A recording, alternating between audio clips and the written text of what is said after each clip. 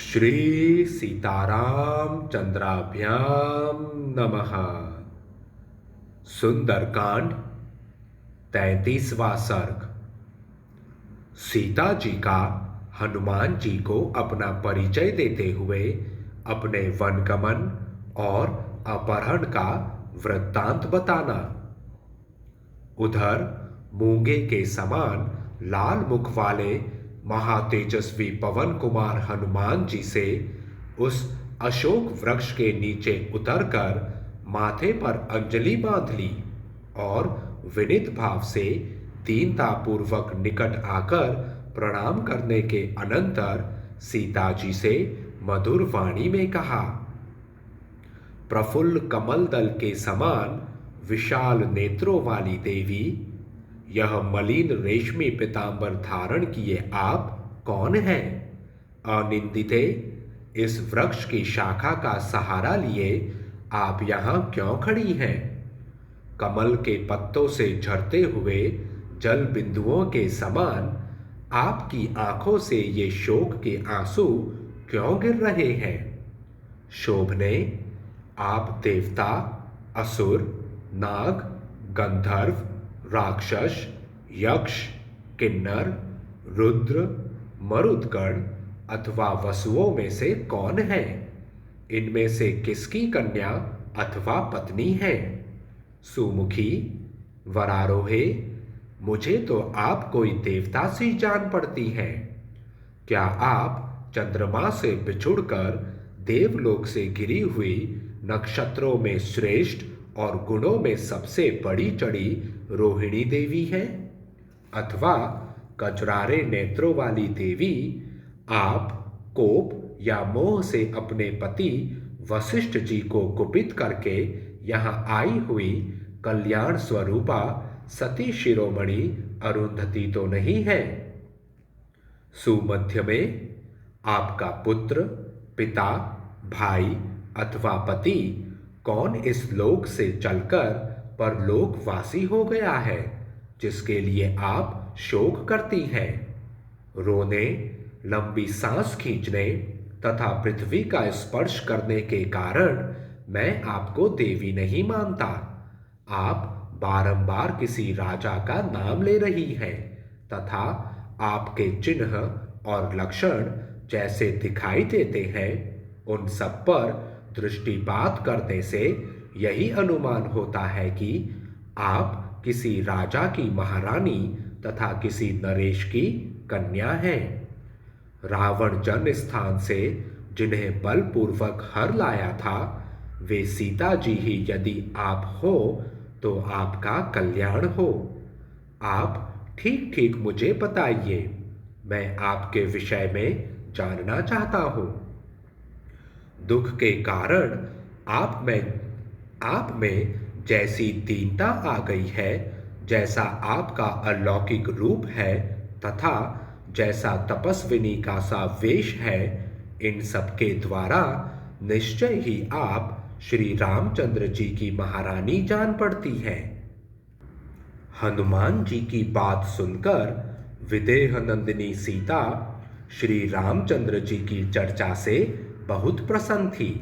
अतः वृक्ष का सहारा लिए खड़े हुए उन पवन कुमार से इस प्रकार बोली। कपिवर, जो भूमंडल के श्रेष्ठ राजाओं में प्रधान थे, जिनकी सर्वत्र प्रसिद्धि थी तथा जो शत्रुओं की सेना का संहार करने में समर्थ थे, उन महाराज दशरथ की मैं पुत्र वधू हूँ। विदेहराज महात्मा जनक की पुत्री हूँ और परम बुद्धिमान भगवान श्री राम की धर्मपत्नी हूँ। मेरा नाम सीता है। अयोध्या में श्री रघुनाथ जी के अंतःपुर में 12 वर्षों तक मैं सब प्रकार के मानवीय भोग भोगती रही और मेरी सारी अभिलाषाएं सदैव पूर्ण होती रही। तदंतर 13वें वर्ष में महाराज दशरथ ने राजगुरु वशिष्ठ जी के साथ इक्ष्वाकु कुलभूषण भगवान श्री राम के राज्याभिषेक की तैयारी आरंभ की। जब वे श्री रघुनाथ जी के अभिषेक के लिए आवश्यक सामग्री का संग्रह कर रहे थे, उस समय उनकी कैकई नाम वाली भार्या ने पति से इस प्रकार कहा, अब न तो मैं जलपान करूंगी और न प्रतिदिन का भोजन ही ग्रहण करूंगी। यदि श्री राम का राज्याभिषेक हुआ तो यही मेरे जीवन का अंत होगा। नृपश्रेष्ठ, आपने प्रसन्नतापूर्वक मुझे जो वचन दिया है उसे यदि असत्य नहीं करना है तो श्री राम वन को चले जाएं। महाराज दशरथ बड़े सत्यवादी थे। उन्होंने कैकई देवी को 2 वर देने के लिए कहा था। उस वरदान का स्मरण करके कैकई के क्रूर एवं अप्रिय वचन को सुनकर वे मूर्छित हो गए।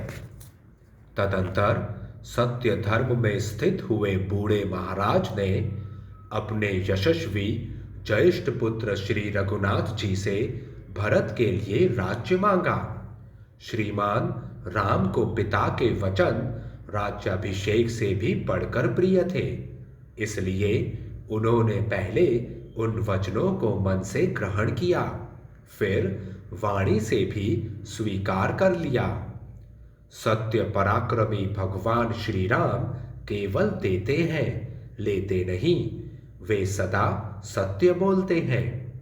अपने प्राणों की रक्षा के लिए भी कभी झूठ नहीं बोल सकते।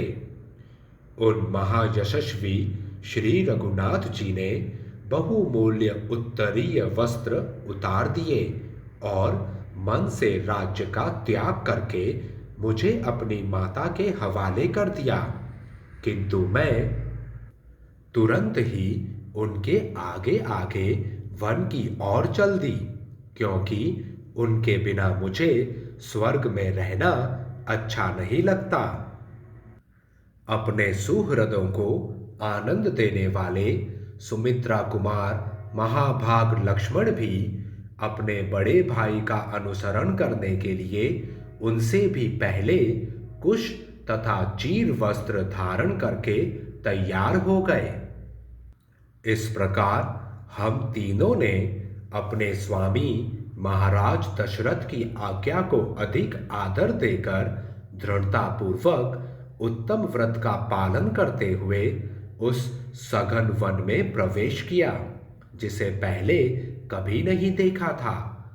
वहां दंडकारण्य में रहते समय उन अमित तेजस्वी भगवान श्री राम की भार्या मुझ सीता को दुरात्मा राक्षस रावण यहाँ हर लाया है।